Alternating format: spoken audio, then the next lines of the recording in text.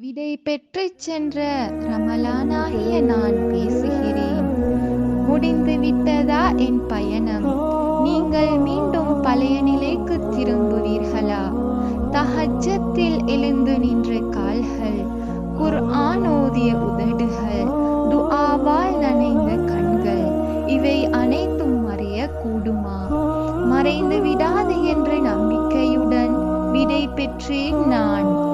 நான் வந்த நாட்களில் நீங்கள் உணர்ந்த அமைதி, பசியால் பெற்ற பொறுமை, தவத்திற்கு பழகிய மனம், இவை அனைத்தும் வாழ்வின் பகுதியாகுமா?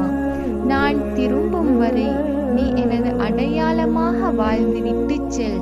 நான் மறுபடி வரும்போது நீ இருப்பாய் என என்ன நிச்சயம்? சஹருக்காக வைத்த அலாரத்தை அப்படியே தஹஜ்ஜத்திற்காக மாற்றிடு. 30 நாட்கள் நோற்ற நோன்பின் பயிற்சியில் மாதத்தில் ஓரிரு நோன்புகளையாவது நோற்றிடு. ஐவேளை தொழுகையில் நீ காட்டிய ஆர்வத்தை மங்கச் செய்திடாதே. உனக்காக தொழுவதற்கு முன்னதாக நீயாக தொழுது கொள். ரமலான் முடிந்தது என அதில் தொடங்கிய நற்குணங்களுக்கு முற்றுப்புள்ளி வைத்திடாதே. இன்ஷா அல்லாஹ் நான் மீண்டும்